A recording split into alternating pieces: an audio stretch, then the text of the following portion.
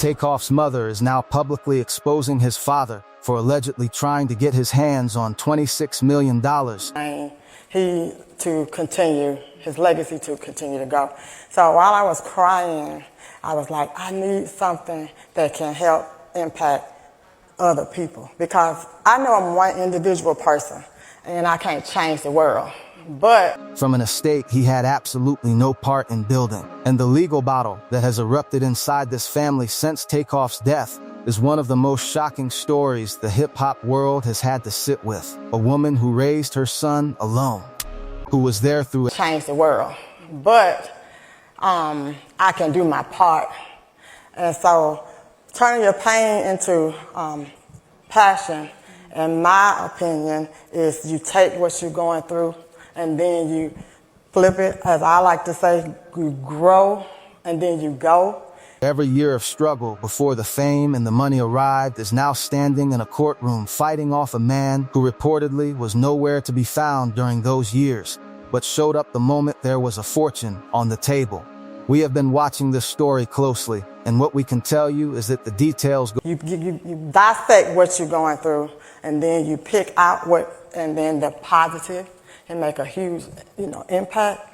Collectively, we can do a lot, one individual, but it has to be everybody taking their part to come together to work as a whole. So when you grow, go far deeper than what has been circulating on social media.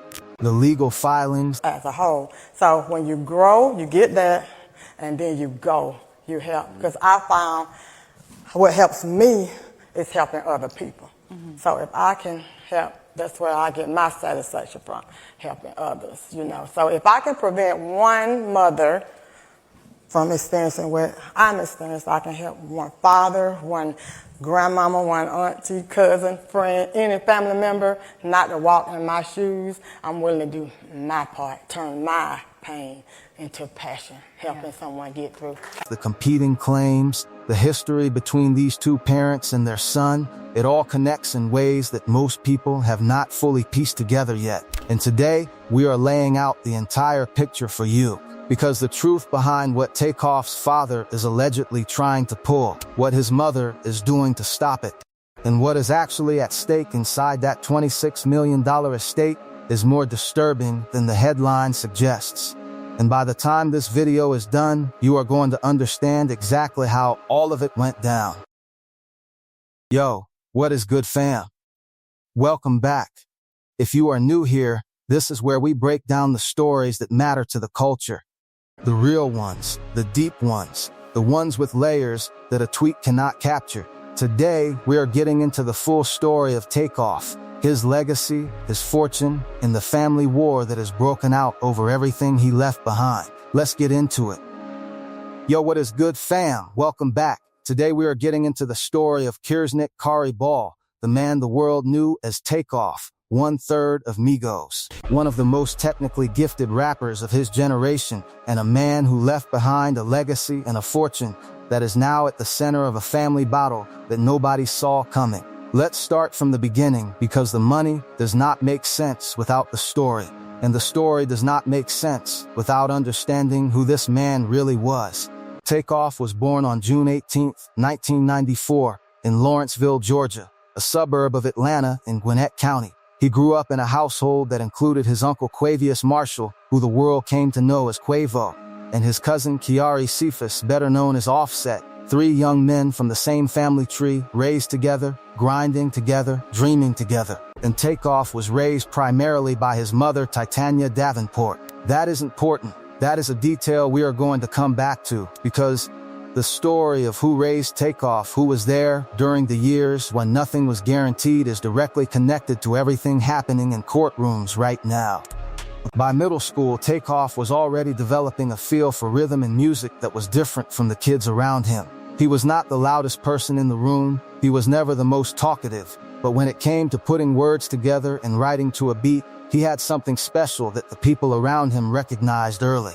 In 2008, when Takeoff was just 14 years old, he and Quavo and Offset formed a group they initially called the Polo Club. They were teenagers with energy and ambition and a sound that was still raw, but already their own. They renamed themselves Migos around 2010, and in August of 2011 released their first mixtape, Jug Season. It was not an overnight success. There was no viral moment that handed them everything. It was years of putting out projects, building a street reputation in Atlanta, and refusing to quit even when the industry was not paying attention.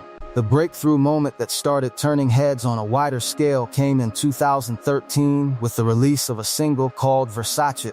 That record, built on a hypnotic loop and delivered in the triplet flow cadence that would become Migos' signature sound, caught the attention of Drake. Drake jumped on the remix, and suddenly a record that was already moving in the culture went to an entirely different level. For people who were not deep in Atlanta rap at the time, Versace was the introduction to something that felt unlike anything else on radio or in the streaming landscape. That triplet flow, the staccato bouncing delivery where syllables are stacked in tight three-note bursts, was not invented by Migos, but they perfected it, popularized it, and made it the dominant vocal pattern of an entire era of hip-hop. Artists across every corner of rap eventually adopted some version of it. Producers started building beats designed for it, and it all traces back to three young men from Gwinnett County who were not supposed to make it by anyone's early estimation. Their debut studio album, Young Rich Nation, dropped in July of 2015. Then came the record that changed everything. In January of 2017, Migos released Culture, and it debuted at #1 on the Billboard 200. The lead single was Bad and Bougie featuring Lil Uzi Vert, and that song went to #1 on the Billboard Hot 100. It was everywhere. It became a cultural phenomenon almost immediately. Memed into infinity, referenced on television, quoted by celebrities, played at every party, in every city, on every playlist. Bad and Bougie went on to be certified 4 times platinum and became one of the defining records of that entire moment in popular music. Culture was followed by Culture 2 in January 2018 and Culture 3 in June 2021, cementing Migos as one of the most consistent and commercially dominant groups hip-hop had seen in years. But within the group, the real fans always had a particular appreciation for Takeoff. He was the quiet one, the understated one. He rarely dominated interviews, rarely courted controversy, rarely made himself the center of attention outside of his music. But on the records, on the actual songs, Takeoff was frequently the one whose verse made people rewind. His technical precision, his sense of timing, his ability to lock into a flow and sustain it with consistency and creativity. These were qualities that set him apart even within a group of 3 genuinely talented artists. There was a running conversation in hip-hop circles about Takeoff being the most slept-on member of Migos, despite being arguably the most technically skilled. And Takeoff himself was aware of that dynamic. In an interview on the Drink Champs podcast recorded just days before his death, he said something that has haunted the culture ever since. He said he wanted his flowers while he was still here. He did not want to wait for people to celebrate him after he was gone. Those words hit different now in a way that is almost impossible to sit with. In 2018, Takeoff also proved he could stand alone when he released his debut solo album, The Last Rocket. That project debuted at #4 on the Billboard 200 and was celebrated by fans and critics as the clearest demonstration yet of what Takeoff could do without the group framework. He and Quavo later recorded together as a duo called Huncho and Takeoff, expanding further and showing that there was more runway ahead for both of them individually. Takeoff's trajectory was still going up. There was more music coming, more chapters to be written. And then on November 1st, 2022, at 810 Billiards and Bowling in Houston, Texas, Takeoff was shot and killed. He was 28 years old. Breaking news out of Texas, where a member of the rap group Migos was fatally shot. What we are hearing is that it was 28-year-old Takeoff who was shot at a private party. This all happening at a bowling alley. We do have some video of the scene, and then the rapper was shot. We're hearing that he may have been shot in his head or near his head. He was actually pronounced dead on the scene. The music industry went quiet with grief. Artists from Drake to Future to Machine Gun Kelly paid tribute publicly. His funeral was held at Atlanta's State Farm Arena, a massive venue filled with family, friends, fans, and fellow artists who came to say goodbye to someone the culture was not ready to lose. A man who had asked for his flowers while he was here. and who deserved every single one of them. Now, let's talk about the money, because this is where the story shifts and becomes the situation we are all watching right now. At the time of his passing, Takeoff had an estimated net worth of approximately $26 million. That figure has been widely reported across multiple outlets and is the number that has been referenced in the legal proceedings surrounding his estate. To understand why that number exists and what it actually represents, you have to understand how wealth gets built at the level Migos was operating. The biggest single source of income for Migos during their peak years was touring. Between September 2017 and September 2018, Migos earned a combined $25 million generated largely by a schedule that had them performing 93 shows in 12 months. That same period included the Aubrey and the Three Migos tour with Drake, which grossed over $13 million across 54 shows. By this point, according to Forbes, Migos was commanding upwards of $150,000 per tour stop. When you consider that they were performing nearly twice a week for an entire year, the math becomes staggering. Between September 2018 and September 2019, the group's earnings climbed further to $36 million. 2 years, $61 million combined. Assuming the members split earnings roughly equally, each one of them was taking home somewhere in the range of $20 million across just those 2 years. Then there is streaming. Migos was one of the most streamed acts on the planet during their peak. In that same 2017 to 2018 period, they accumulated 4 billion streams. 4 billion. The per stream rate on platforms like Spotify and Apple Music is small when you look at it individually, but when you are stacking 4 billion streams in a single year, the royalty income becomes enormous, and it keeps coming every single month as long as people keep listening and people keep listening. Bad and Bougie, T-Shirt, Walk It Talk It, Motorsport, Stir Fry, these are not songs that disappeared from playlists. They are catalog staples that generate ongoing income continuously. On top of touring and streaming, Migos built significant income through brand endorsements and partnerships. Beats by Dre, Mountain Dew, Champ Sports, Finish Line, Avian Jewelers, and a management deal structure that after they left 300 Entertainment in 2015 to move exclusively under Quality Control Music, significantly increased their per-show earnings from around $30,000 to $40,000 a night to upwards of $60,000. 000, and eventually the $150,000 figure that Forbes reported. Takeoff also personally launched an NF collection called Apes in Space that sold out 10,000 units within a single week. The man was not just earning, he was building. But here is the thing that most people outside of the music business do not fully appreciate. And this is crucial for understanding why the estate dispute is as serious as it is. The most valuable thing Takeoff left behind is not cash sitting in a bank account.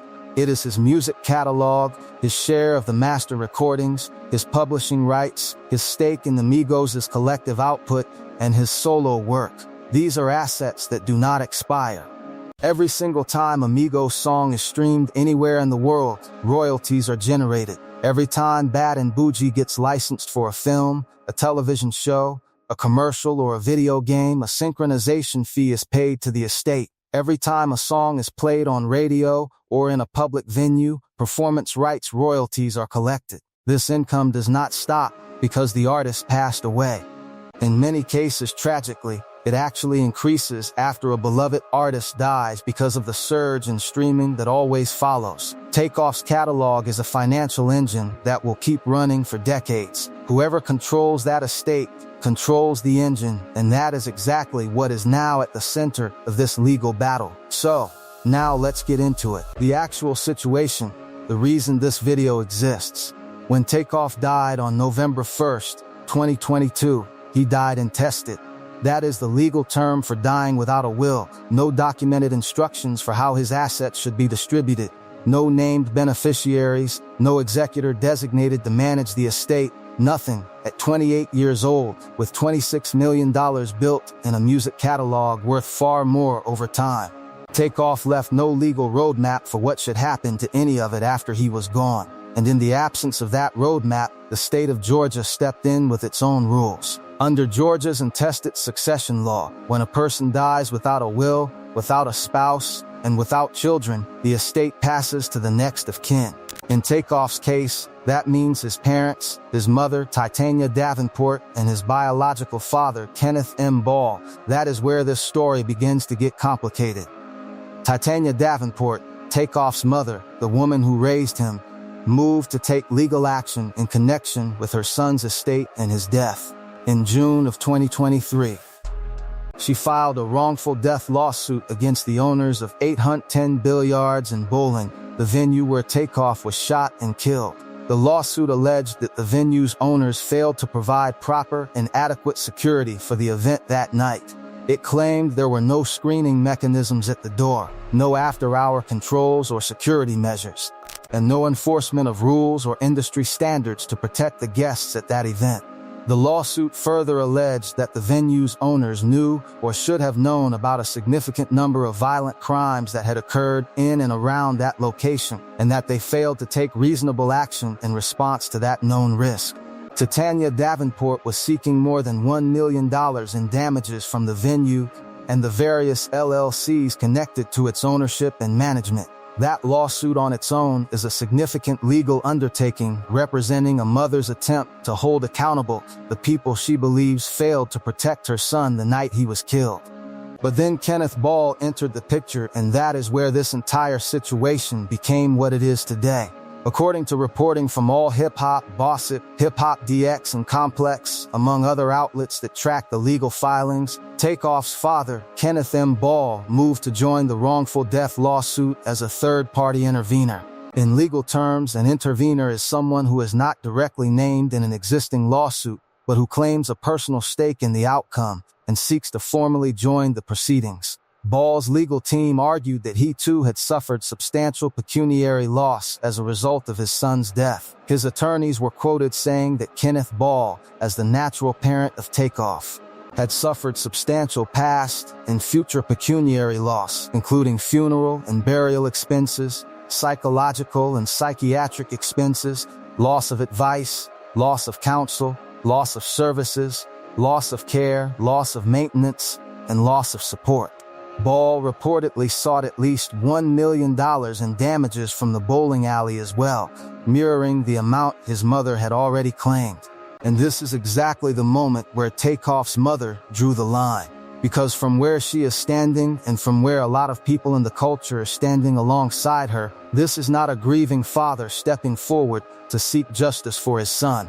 This is someone attempting to collect from a legacy he was not present for. A man who reportedly was nowhere to be found during the years of struggle, during the years of grinding, during the years when Titania Davenport was holding things together on her own, and who is now showing up in a courtroom with attorneys and legal filings the moment $26 million entered the conversation. Takeoff's mother is reportedly making sure the world understands exactly what she believes is happening here. She is not staying quiet. She is not letting the narrative be controlled by legal language and procedural filings alone. In the eyes of the people closest to Takeoff, what his father is doing has a name, and that name is not grief. That name is opportunism. And Titania Davenport, by all accounts, is fighting back. And fam, here is the thing that has the culture reacting the way it has been reacting. Multiple reports from Hip Hop Wired, from Madame Noir, from outlets that have been covering this situation closely, have highlighted that there are competing and conflicting accounts of what Kenneth Ball's actual involvement in Takeoff's life looked like during the years when Takeoff was growing up and grinding. By multiple documented accounts, Takeoff was raised primarily in a single-parent household by his mother. Some sources have indicated that Takeoff himself acknowledged being mainly raised by his mother, with the broader family unit, including Quavo's side of the family, serving as the primary support structure during his formative years. Both sides are reportedly contesting the question of just how actively involved Ball was in his son's life before the money arrived. And that question, the question of who was there during the hard years, is not just emotional. It is legally relevant in the context of who should benefit from the legacy that was built during those hard years. Under Georgia law, the biological connection is what establishes inheritance rights in an intestate situation. The courts are not typically in the business of weighing whether a parent was emotionally present or financially supportive when determining who is a legal next of kin. The law looks at biology, at documentation, at statutory definitions of family relationship, and that creates the core tension at the heart of this story.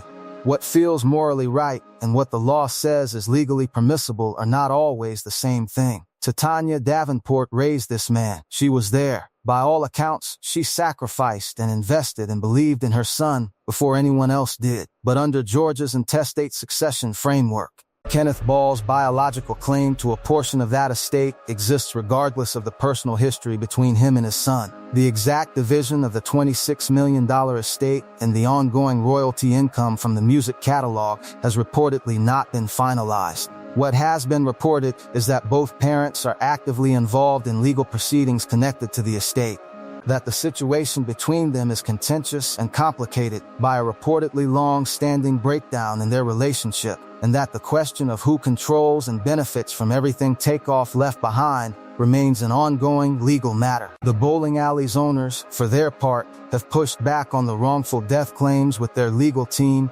reportedly moving to dismiss the suit and attributing responsibility to the event attendees rather than the venue itself. Now let me take a step back for a second and give you the broader context here, because what is happening with Takeoff's estate is not unique to his story. It is part of a pattern that keeps repeating in the music industry and has been repeating for decades. When a major artist dies without a will, the legal and financial aftermath is almost always complicated, expensive, and drawn out. Prince died in 2016 without a will, despite being worth hundreds of millions of dollars, and the legal proceedings over his estate dragged on for years, consuming enormous resources and attorney fees and court costs, while his catalog sat in a kind of financial limbo. Aretha Franklin died in 2018 without a formal will, and her family spent years in court working through competing claims and handwritten documents that may or may not have constituted legal instructions. Even Nipsey Hussle, who was famously outspoken about financial literacy and generational wealth building, had estate complications arise after his death in 2019, despite having done more legal preparation than many artists at his level. The point is that estate disputes in the music industry are almost expected when a young, high-earning artist passes suddenly without the legal infrastructure to govern the transition of their wealth. And the music industry specifically creates a kind of financial complexity that most other industries do not. When a tech entrepreneur or a business owner passes away, the assets are largely fixed. Company equity, real estate, cash accounts, investment portfolios. You can look at them, assess them, divide them with relative clarity. When a musician passes away, the most valuable assets are living, breathing income streams that are constantly generating revenue and constantly fluctuating in value based on cultural relevance, licensing activity, streaming trends, and market conditions. The music catalog is not a static pile of money.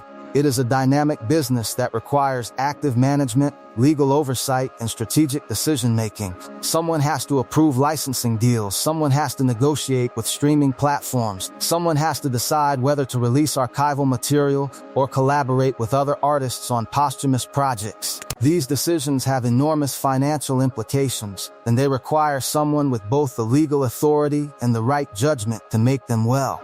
That is precisely why control of the estate, not just a share of the money, but the actual administrative authority over how the estate is managed, is so fiercely contested. Because whoever sits in that seat is not just receiving royalty checks. They are steering the ship. They are making decisions that will shape how Takeoff's name and music are presented to the world for decades to come. And for Titania Davenport, who raised her son and watched him build his entire legacy, the idea of someone else sitting in that seat, especially someone whose presence during her son's lifetime is itself disputed, is reportedly something she is not willing to accept without a fight. Fans online have been very vocal about where they stand. In comment sections and on social media, the sentiment has largely leaned toward Titania Davenport, toward the mother who was there. People have pointed out the irony and the pain of a father who reportedly was not a consistent presence during Takeoff's life now stepping forward when there is $26 million and a music catalog on the table. Others have noted more dispassionately that regardless of the emotional dimension of the situation, the legal framework is what it is, and that is the arena where this will ultimately be resolved. Both of those perspectives reflect something true. The emotional truth of this story and the legal reality of this story are two different things, and they are not always aligned. What this situation also highlights in a way that cuts across the specific details of this family's experience is the critical importance of estate planning for anyone who is building serious wealth. Takeoff was 28 when he died. At 28, most people are not spending their evenings working with estate attorneys on wills and trusts and beneficiary designations, but Takeoff was not most people.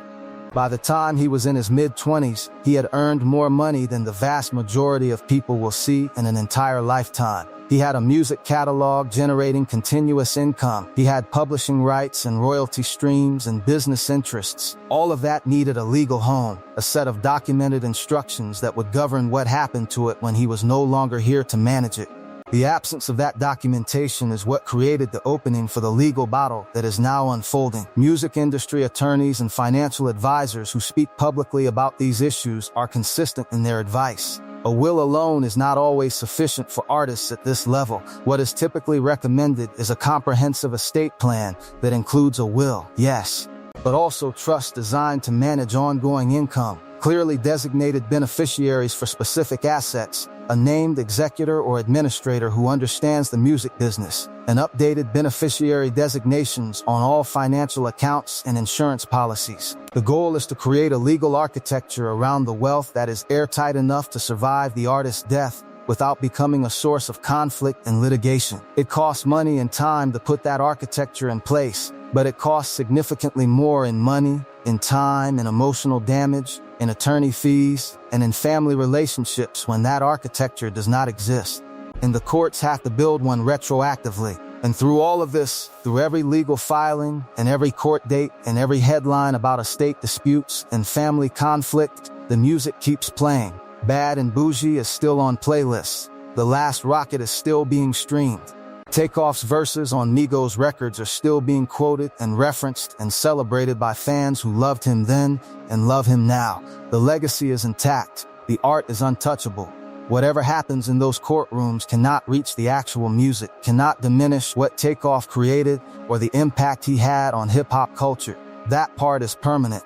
But the financial dimension of his legacy, the catalog, the royalties, the publishing rights, the ongoing income streams tied to everything he recorded, that part is very much in motion. And how it ultimately gets resolved will determine who benefits from Takeoff's work for the years and decades ahead. It will determine whether his mother, who raised him and stood by him and watched him become who he became, is the one who gets to steward that legacy going forward, or whether a legal process built on statutory definitions and biological relationships produces a different outcome. That is the real weight of this story. That is why the culture is paying attention. Not just because of the numbers, not just because of the legal drama, but because at the center of all of it is a man who deserved his flowers while he was here, who never got enough of them, and whose memory now deserves to be protected and honored by the people and the systems that claim to speak for him. Diving even deeper into this heartbreaking saga, we have to acknowledge how recent developments have intensified the drama. Reports indicate that the wrongful death lawsuit against the Houston venue has now settled for a confidential amount, but the parents are locked in a fresh battle over how to split those proceeds. Titania Davenport is pushing hard, arguing in court filings that Kenneth Ball was barely present in their son's life, providing negligible financial support and effectively no emotional support throughout Takeoff's upbringing. She describes a close, loving, nurturing bond where she handled nearly all the responsibilities as a single parent from birth onward. This isn't just about money for her. It's about honoring the years of sacrifice that built the foundation for everything Takeoff achieved. On the other side, Kenneth Ball maintains his position as a biological parent entitled to an equal share, pushing for Texas courts to handle the division rather than Georgia's probate proceedings. This back and forth has fans divided, yet mostly rallying behind the mother who was there through the late nights, the early struggles in Atlanta's music scene, and the family dynamics that shaped these three cousins into superstars. Imagine growing up in that environment, with the weight of expectations, the grind of mixtapes and local shows, and the quiet determination that defined Takeoff's approach to his craft.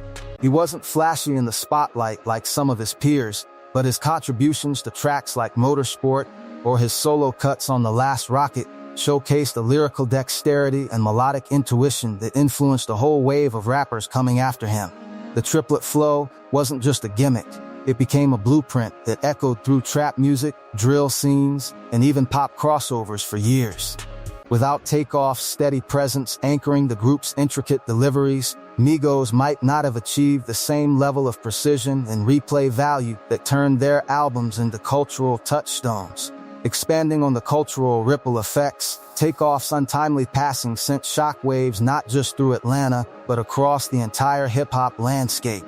Artists who collaborated with him or drew inspiration from Migos spoke out about his quiet genius, the way he could elevate a beat with subtle ad-libs and complex rhyme schemes that rewarded multiple listens. His death highlighted vulnerabilities in the industry, from venue security issues at events to the broader conversation around gun violence in entertainment circles.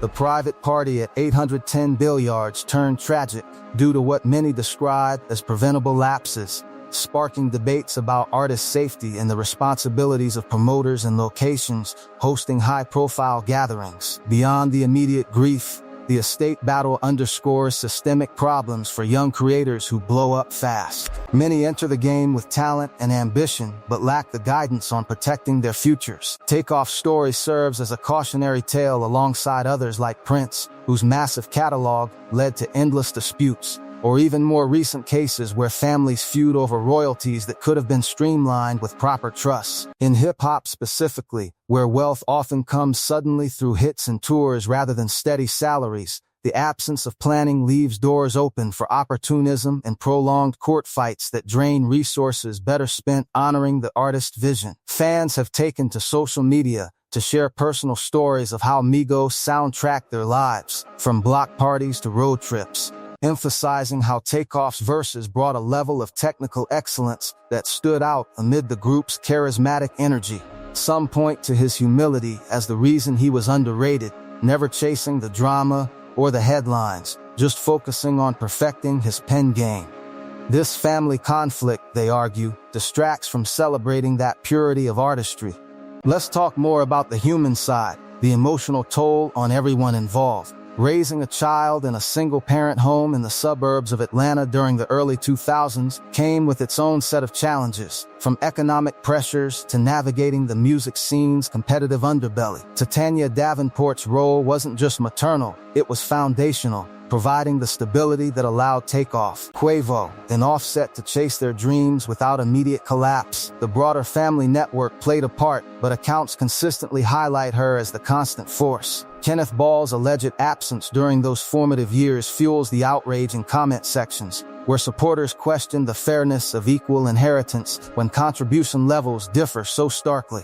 Legally, biology wins in intestate cases, but morally and culturally, the community often sides with the caregiver who invested sweat equity. This tension mirrors larger societal discussions about parental rights, accountability, and what constitutes a meaningful relationship in the eyes of the law versus lived experience. As the probate process in Georgia continues alongside these settlement disputes, the stakes involve not only immediate cash but long-term control over decisions like posthumous releases, merch lines, or even biopic rights that could further immortalize Takeoff's story. Imagine the power to greenlight projects that keep his voice alive authentically versus ones that prioritize profit over legacy. That's the real battle here, one that could shape how future generations discover Migos and Takeoff's influence on modern rap's evolution, from street anthems to global dominance. Adding layers to the financial picture, the ongoing royalties from billions of streams represent a perpetual motion machine.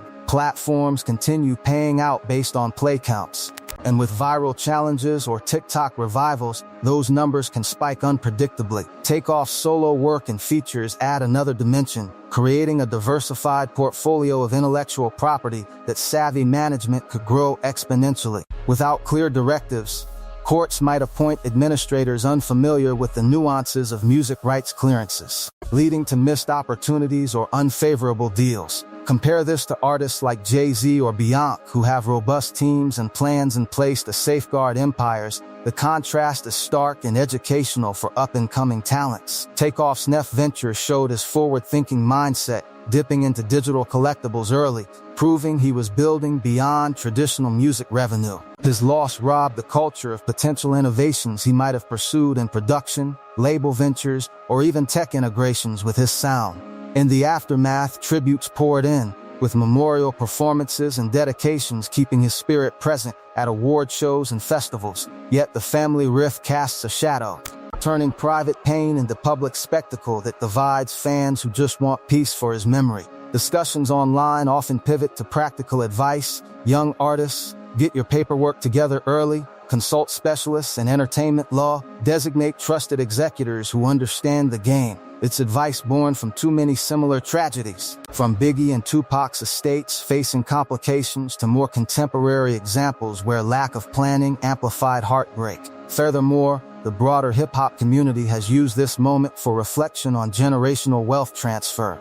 Figures like Nipsey Hussle emphasized ownership and smart investing precisely to avoid these pitfalls, advocating for community reinvestment and family structures that protect assets. Takeoff's case illustrates what happens when that preparation lags behind success.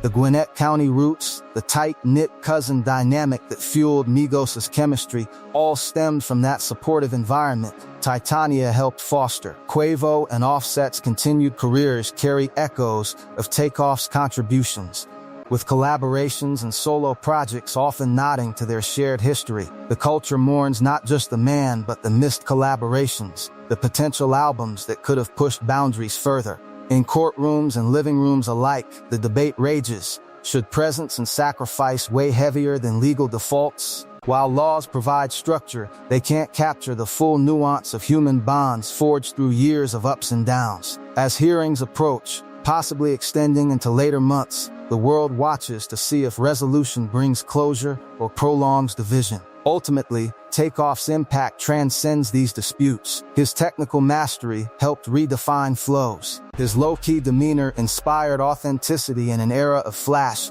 and his legacy as part of Migos remains etched in hip-hop history books. Fans continue streaming, sharing clips of his standout moments, and pushing for the music to lead the conversation over courtroom drama. What matters most is preserving the art that connected millions, ensuring his story inspires rather than divides.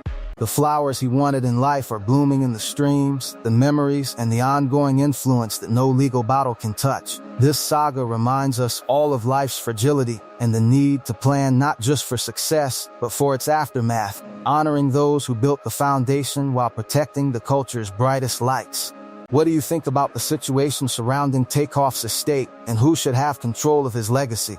Drop your thoughts in the comments below and tap in with the content on screen for more stories like this one. And we will see you next time, fam.